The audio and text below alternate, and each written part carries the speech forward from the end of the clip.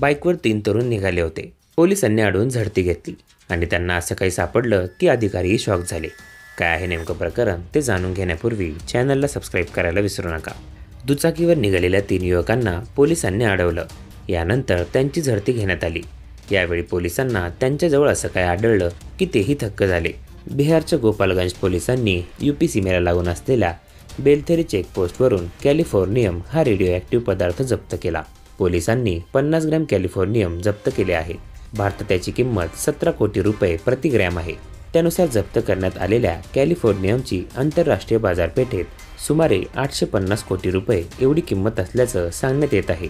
या मौल्यवान पदार्थाची तस्करी करताना 3 तस्करांना पकडण्यात आलं आहे. तिघेही तस्कर कुशीनगरहून गोपाळगंजकडे दुचाकीवरून जात होते. अनेक महिन्यांपासून ते हा पदार्थ विकण्याचा प्रयत्न करत होते. गोपालगंज येथील एका खबऱ्याकडून पोलिसांना माहिती मिळाली होती. पोलिसांनी गुप्त माहितीच्या आधारे कारवाई करत 3 तस्करांना पकडला आहे.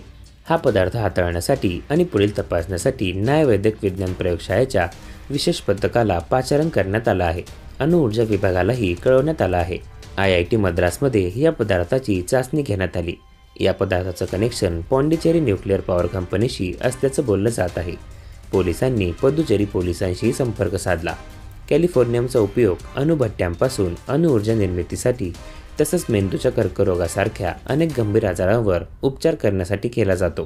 कॅलिफोर्नियम हे प्रयोगशाळेत बनवले जाते. शास्त्रज्ञ एका वेळी ते अतिशय कमी प्रमाणात बनवू शकतात आणि त्यामुळेच त्याची किंमत फार जास्त आहे.